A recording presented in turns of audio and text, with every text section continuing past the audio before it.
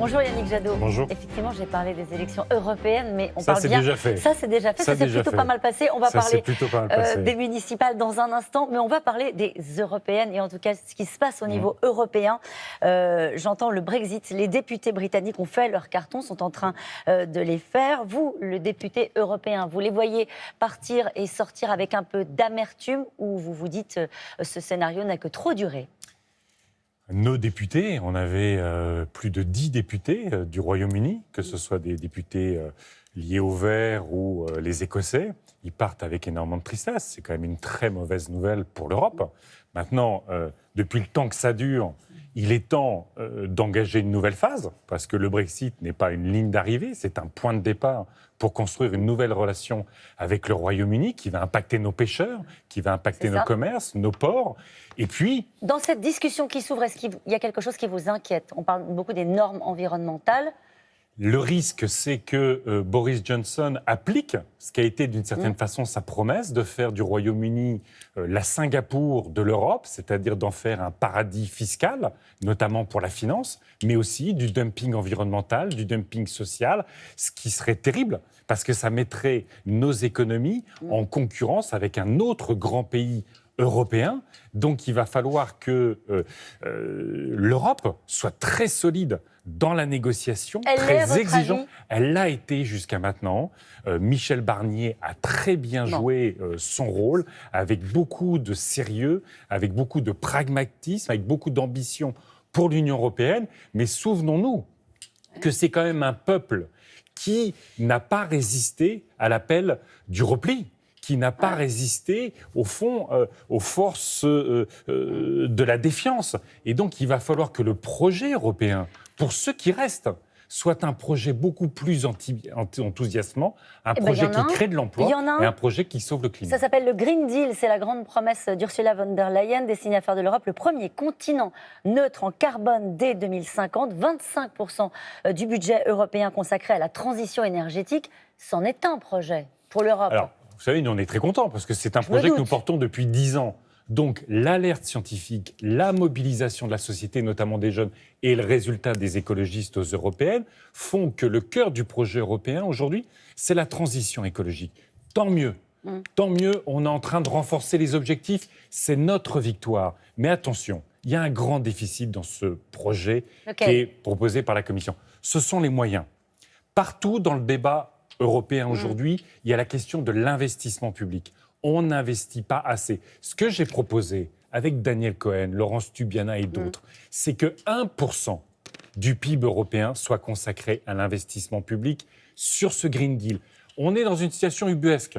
Les taux d'intérêt à 30 ans sont à zéro ou négatifs. Si on investissait massivement, par exemple, dans l'isolation du logement, ce sont des millions d'emplois, des centaines d'euros d'économies pour chaque ménage. Et puis la lutte contre le dérèglement climatique. Vous dites c'est bien, mais ça manque d'ambition et ça manque de moyens pour investir. Aujourd'hui, ça manque de moyens, comme en France. Tout le monde dit l'isolation du logement. Moi, je discute avec la Fédération française du bâtiment, les artisans. Tout le monde est prêt, sauf le gouvernement, qui a réduit par 2 l'isolation du logement. C'est aberrant. On peut créer de l'emploi, aménager nos territoires, sortir par le haut de cette crise que nous traversons. On a des sujets à aborder très vite. Cédric Villani s'accroche à Paris. Il refuse l'injonction présidentielle de retirer sa candidature. Il continue à défendre, lui, la coalition climat. Il tend la main à votre candidat, Europe Écologie Les Verts, David Béliard, à Paris. Est-ce que sa détermination, après son entretien avec le président de la République, crédibilise sa démarche et change quelque chose à ce que pourrait être l'attitude de votre candidat? Bien sûr, c'est une démarche de courage. C'est pas évident de résister pendant des heures et des mois à un président de la République qui lui dit « retire-toi pour Benjamin Griveaux ». Il a de l'ambition, il a des convictions. Et vous savez que David Béliard a proposé depuis plusieurs semaines de travailler autour d'un projet. Et je trouve ça magnifique, moi. Cette démarche qui consiste, à Paris comme ailleurs, de rassembler toutes celles et tous ceux qui ont envie de se battre pour les Françaises et les Français, qui ont envie de changer la situation face au canicule. Mais est-ce que ça va se faire? C'est la question qui est posée. Ah, mais c'est la responsabilité de David Béliard, c'est la responsabilité de Cédric Villani et peut-être, pourquoi pas, d'Anne Hidalgo et d'autres, de se dire cette ville s'est beaucoup réchauffée. Cette ville a beaucoup investi dans le minéral plutôt que dans le végétal. Et bien aujourd'hui, pour le logement, pour la qualité de vie, pour le fait que les enseignants, les infirmières, les artisans puissent vivre dans Paris et ne soient pas obligés Coalition d'habiter... derrière le mieux placé. Forcément, c'est toujours comme ça que Moi, ça se passe. j'espère que ce sera David Béliard qui D'accord. portera cette coalition. Mais, encore une fois, David Béliard, aujourd'hui, il est en train de revêtir les habits de maire. Et moi, je trouve ça extrêmement important.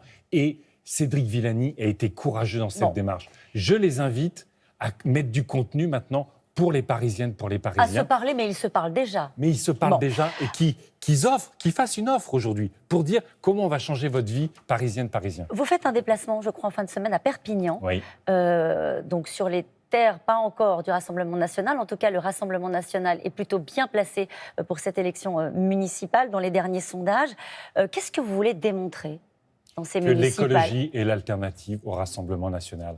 Que ça se joue entre vous deux, ça peut se jouer entre le Rassemblement national et les Verts. En fait, ce sont les deux formations politiques qui ont une vision claire de ce qu'ils veulent. Alors moi, je conteste profondément ce que veut le Rassemblement national, la défiance, la peur, la haine parfois. Nous, on veut, face à ce vote de repli, face à ce vote de peur, on veut un vote de solution. Et ce qu'est en train de faire Agnès Langevin à Perpignan, c'est de rassembler très largement autour du projet écologiste pour donner des réponses aux habitants de Perpignan. Mais c'est un scénario que vous imaginez, Yannick Jadot, pour une présidentielle. Bien sûr. Une présidentielle, bien sûr. Marine Le Pen, Yannick Jadot. Une présidentielle avec les écologistes au second tour. C'est ce à quoi je veux travailler parce que je pense que nous sommes les seuls à nous réconcilier avec l'avenir.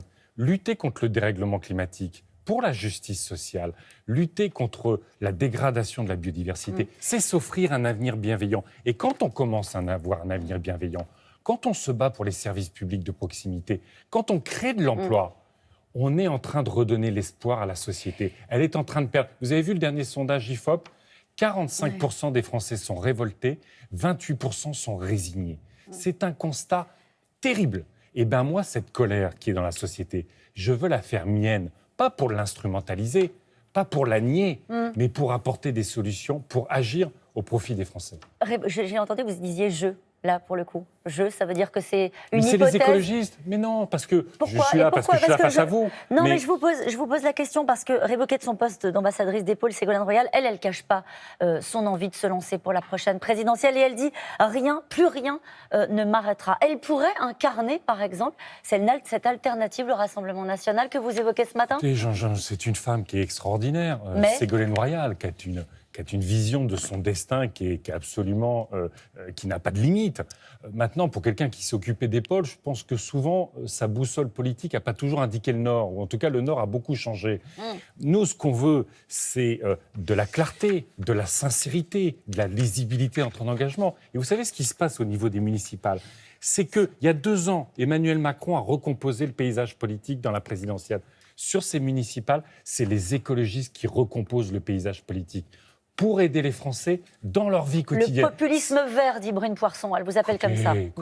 Disqualifier ses concurrents ou ses adversaires, ça ne rendra jamais son bilan plus glorieux. Travaillons, tout le monde, très bien, à sauver le climat, à sauver la biodiversité, à créer de l'emploi et à créer de l'apaisement dans notre société. Elle en a tellement besoin. Merci Yannick Jadot, c'est à vous Laurent.